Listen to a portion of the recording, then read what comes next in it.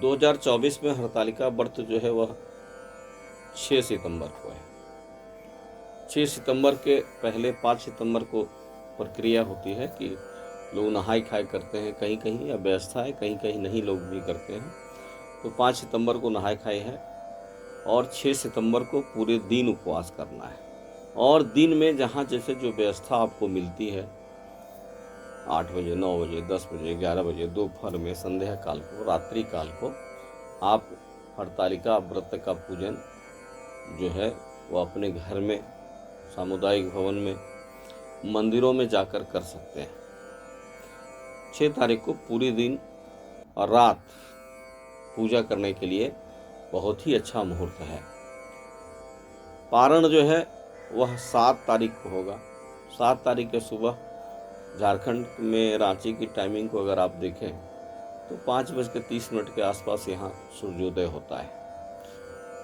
तो इसको मान लें कि जहाँ जो सूर्योदय का समय है, रांची का जो सूर्योदय समय हो, पटना का जो सूर्योदय समय हो, कलकत्ता का जो सूर्योदय समय हो, सूर्योदय के बाद जो है हरतालिका का पारण करना चाहिए। 6 तारीख को पूरी दिन हरतालिका व्रत जो है वो आप कर सकते हैं, इवन रात्रि तक, और 7 के सुबह जो है वह पारण करेंगे। अब ये प्रश्न उठता है कि हरतालिका व्रत को कौन कौन से लोग कर सकते हैं। हरतालिका व्रत को स्त्री और पुरुष भी कर सकते हैं, और कई जगहों पे देखेंगे आप, बिहार, झारखंड में, उत्तर प्रदेश में कुमारी कन्या जो है वह भी हरतालिका व्रत को करती है, और जो ब्याहता है उनका विवाह सौभाग्यवती जो है वह भी हरतालिका व्रत को करती है। हरतालिका व्रत करने का विधान है, उसकी एक मान्यता है कि हर स्त्री को जो पति मिले वह शिव की तरह मिले, और चाहे जो कुमारी कन्या है उसको जो पति मिले वह शिव की तरह मिले।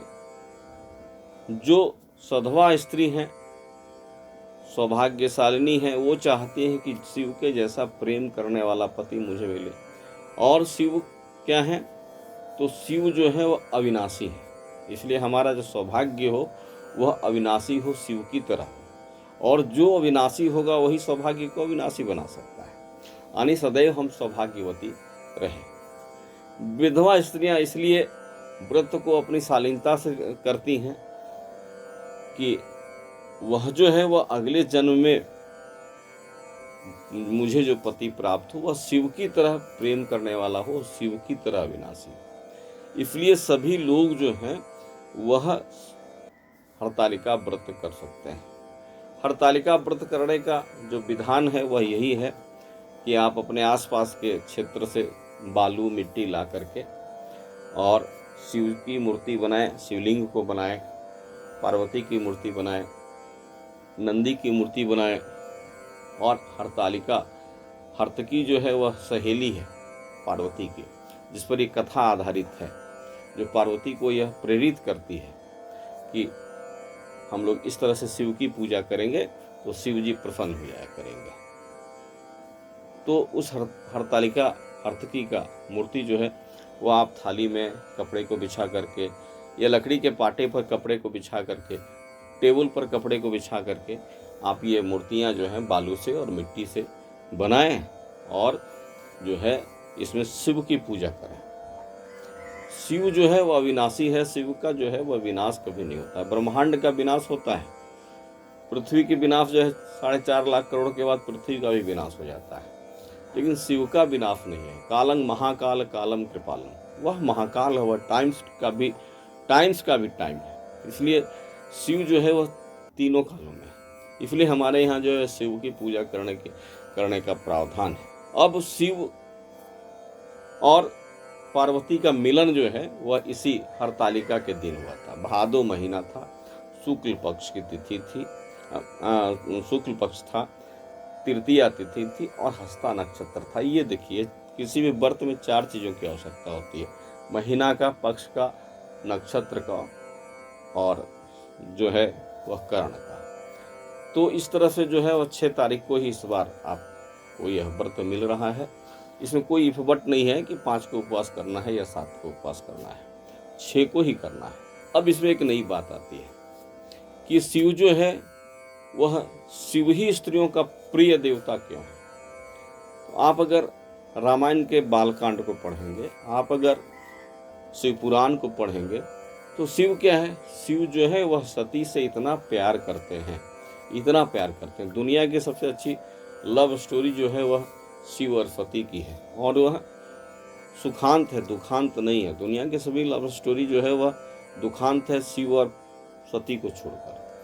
तो शिव जो है वह सती को पाने के लिए हजारों साल तक शिव सती के जले हुए बॉडी को अपने सर पर ले करके, अपने कंधे पर ले करके और भटकते हैं। पूरी अखंड भारत में भटकते हैं, उसमें कंधार से लेकर के मामेयार तक भटकते हैं, जहाँ उनका एक बॉडी गिरा और एक जो है वह सिद्धपीठ बन गया। और वही सती के लिए उन्होंने क्या, जितना भी मुंडमाल होता है श्मशान में वह धारण कर लिया करते हैं, जितना भी श्मशान का राख है वह धारण कर लिया करते हैं कि हो सकता है यह मुंड जो है वह सती का है, हमारी सती का है, यह राख जो जला हुआ श्मशानों में वह मेरी सती का है। यह जो है वह स्त्रीत्व का प्रेम। वही सती दूसरे जन्म में जो है वह पार्वती हो जाती है, लेकिन शिव वही रहते हैं, इसलिए क्योंकि शिव अविनाशी है। और वही पार्वती को जब सप्तऋषि कहने के लिए जाते हैं कि आप जो है वह विष्णु से विवाह कर लो, अन्य देवताओं से विवाह कर लो, तो पार्वती ने कहा वर्ण शंभु न तो रही कुमारी, हम तो वर्ण करेंगे तो शंभु का करेंगे, या नहीं तो मैं कुमारी मर जाऊंगी। हमारे यहाँ जो है वह पति का जो प्रतिष्ठित स्थान है वह शिव से ही मिलता जुलता है। शिव जैसा प्रेमी, शिव जैसा पति, शिव जैसा अविनाशी इस पति हर स्त्री चाहती है, हर स्त्री की कामना यही होती है, इसलिए शिव की पूजा होती है। अब है प्रथम मिलन जो है शिव और पार्वती का हिमालय पर्वत पर तीज के दिन ही हुआ था, और इसी भादो महीने में हुआ था, इसलिए जो है वह तीज कहा जाता है। तृतीया तिथि को तीज हम कहते हैं। व्रत के दौरान मैंने पहले कहा था कि उपवास करना चाहिए। उपवास का अर्थ होता है कि समीप बैठना, उप और वास, वास मतलब बैठना, रहना, ठहरना। तो उपवास का मतलब ऐसा नहीं है कि आप जो है वह अन्न जल को छोड़ दें। अगर आपके अंदर सामर्थ्य है तो आप अन्न को छोड़ सकते हैं, जिनको सामर्थ्य है वह अन्न जल दोनों छोड़ सकते हैं। जिनको सामर्थ्य नहीं है, आदिकाल से यह कथा चली आ रही है, हजारों वर्षों से चली आ रही है। उसमें जब यह कथा चली आ रही है, जब से उसमें स्त्रियों के शरीर की स्टेमिना जो थी, वह रोग प्रतिरोधक क्षमता जो थी वह बहुत थी, हाइट वगैरह भी लंबी हुआ करती थी। आज जो है वह हमारी क्षमता है, जो है शारीरिक क्षमता कमज़ोर हो रही है। तो शारीरिक क्षमता में क्या करें कि आज से जो हम 1000 साल पहले जिस चीज़ को फॉलो किए थे उसी को फॉलो नहीं कर सकते हैं। शारीरिक क्षमता बड़ा कमज़ोर हो रही है, और बीमारियों का घर हमारा शरीर बनता जा रहा है, खान पान की गड़बड़ियाँ हो रही हैं। तो अगर इस बीच में जिस स्त्री को लगे कि मैं उपवास नहीं कर सकती, तो फल खा करके, दूध की कोई सामान को खा करके, जूस पी करके, ऐसे भी वह उपवास कर सकती हैं। उपवास का अर्थ कहीं नहीं है कि आप अन्न जल को छोड़ दें। हाँ, यह है हमारे यहाँ कि उपवास करना चाहिए। महीने का 2 उपवास अगर व्यक्ति करे तो ये नहीं, ये तो हमारे यहाँ कहा गया कि 2 उपवास जरूर करना चाहिए। चाहे आप शिव भक्त हैं तो त्रयोदशी को उपवास करें, अगर आप विष्णु भक्त हैं तो एकादशी के उपवास करें। 2 एकादशी जो है वह महीने में मिलता है, 2 त्रयोदशी जो है महीने में मिलता है। और इस तरह का जो उपवास करेंगे उनको जो है भक्ति तो प्राप्ति होगी, लेकिन मेडिकल साइंस में जो है वह उनके शरीर में जो बनने वाले जर्म हैं, वह रोग प्रतिरोधक क्षमता जो है वह उपवास करने से बढ़ती है। तो ऐसा भी आप कर सकते हैं। लेकिन अगर रोग हो गया, कोई प्रॉब्लम हो गई, शारीरिक प्रॉब्लम आपके अंदर आ गया, तो आप जो है वह जल ग्रहण करके, फल ग्रहण करके, जूस ग्रहण करके, दवा ले सकती हैं, जो भी है आवश्यक चीज़ें हैं वह ले सकती हैं, और व्रत करके, व्रत की कथा सुन करके भी तीज के व्रत के महत्व को समझते हुए शिव को प्रसन्न कर सकती है। ओम नमः शिवाय, ओम नमः शिवाय, ओम नमः शिवाय।